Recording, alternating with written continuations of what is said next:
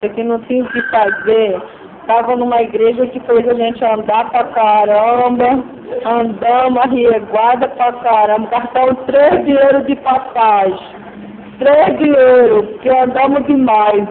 Uma irmã burra falou pra gente em outro lugar e nós andamos demais.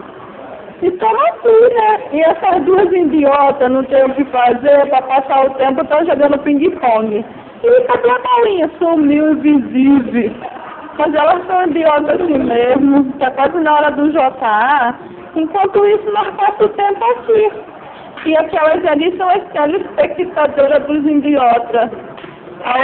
Essa aqui é a idiotinha menor. E continuam elas, as idiotas. E cadê a bolinha? A bolinha sumiu. Sumiu.